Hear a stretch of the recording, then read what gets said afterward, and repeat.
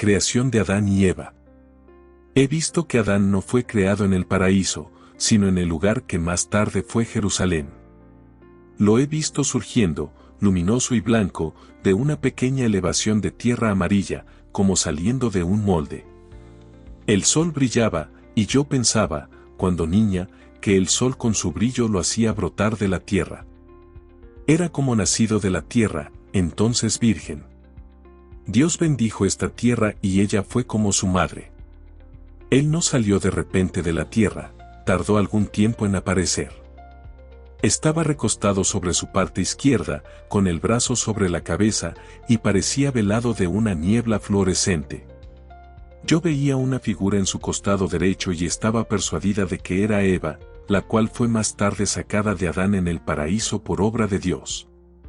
Dios llamó a Adán y fue entonces como si la colina se abría y Adán surgía poco a poco del seno de ella.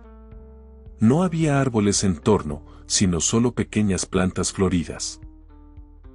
He visto también que los animales salían uno a uno de la tierra y que se separaban luego las hembras. He visto que Adán fue llevado muy lejos de allí, a un jardín colocado en alto, el paraíso terrenal. Dios hizo desfilar a los animales ante él. Adán los nombraba y ellos le seguían y le hacían fiestas. Toda la creación servía a Adán antes del pecado. He visto a Adán en el paraíso, no lejos de la fuente en medio del jardín, levantándose como del sueño, entre flores y arbustos.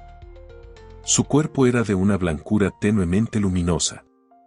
Con todo su cuerpo tenía más de carne que de ser puramente espiritual.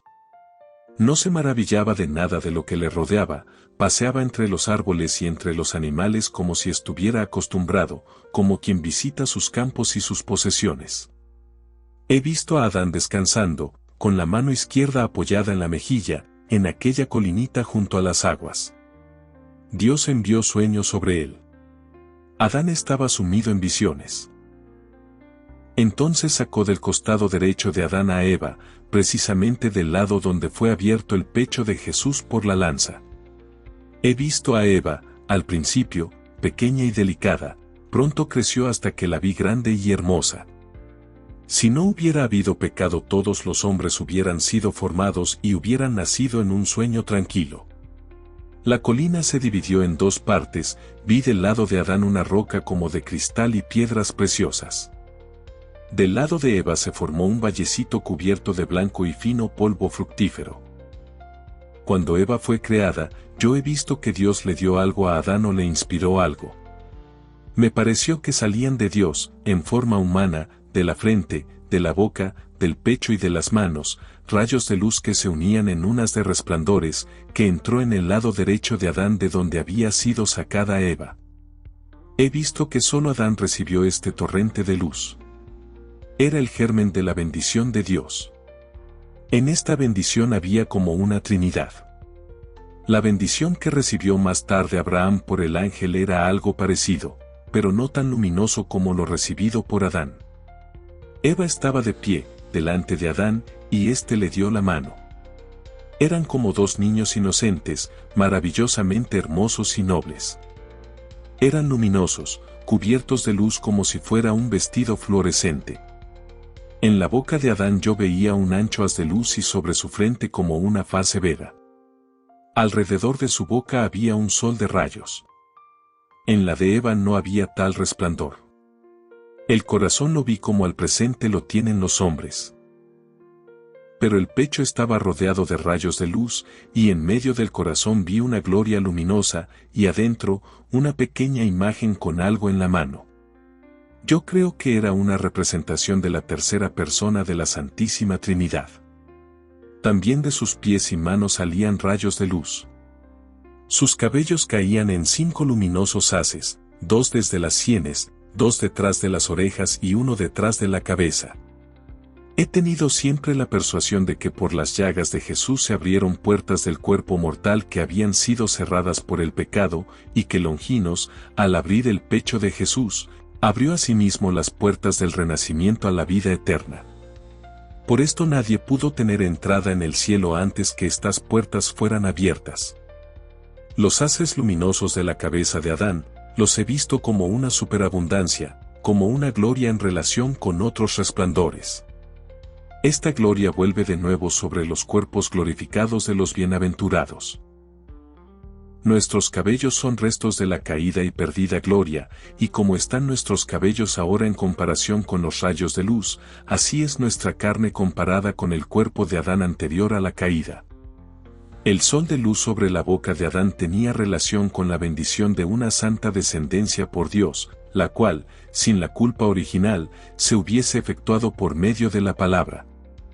Adán dio la mano a Eva, y caminaron desde el lugar donde la mujer había sido creada, a través del paraíso, examinándolo todo y gozando de la creación. Este lugar era el más elevado del paraíso terrenal, todo era resplandor y luz y más ameno que los demás lugares del mismo paraíso. El árbol de la vida y el árbol de la ciencia del bien y del mal. En medio de aquel luciente jardín he visto aguas y dentro de ellas una isla, o mejor península, porque de un lado estaba unida por un dique. Esta isla, como el brazo de tierra que la unía con el jardín, estaba llena de hermosos árboles.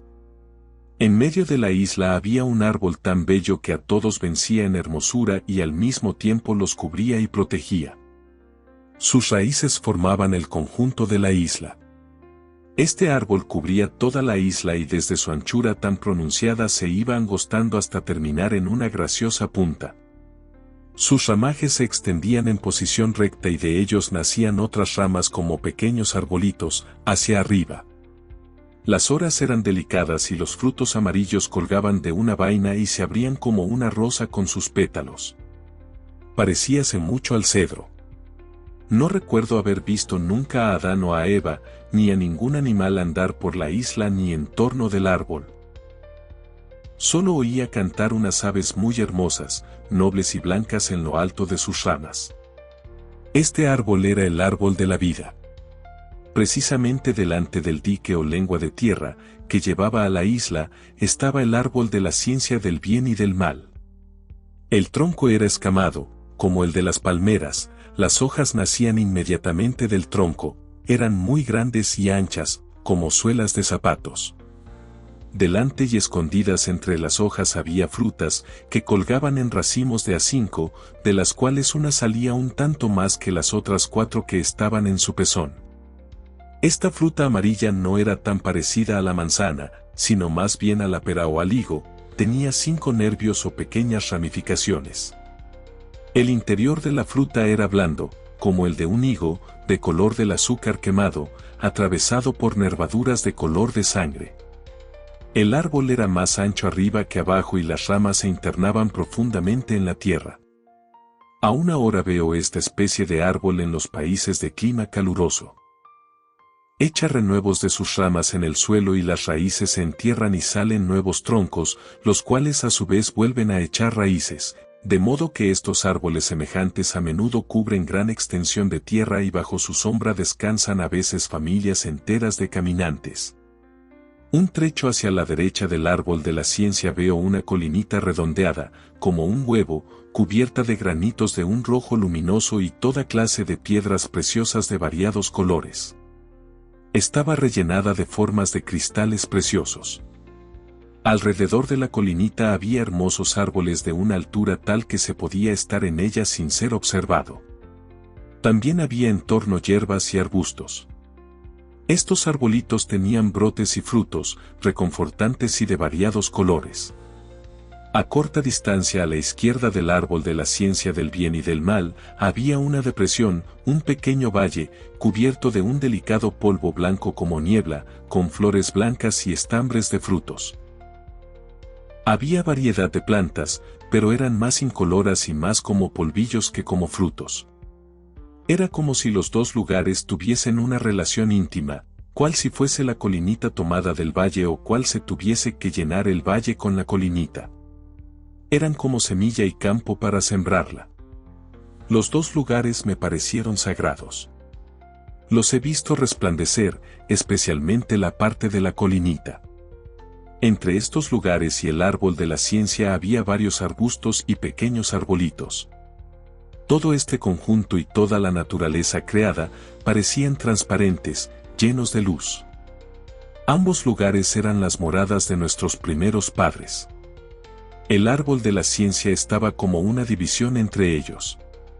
Creo haber visto que Dios le señaló estos lugares después de la creación de Eva.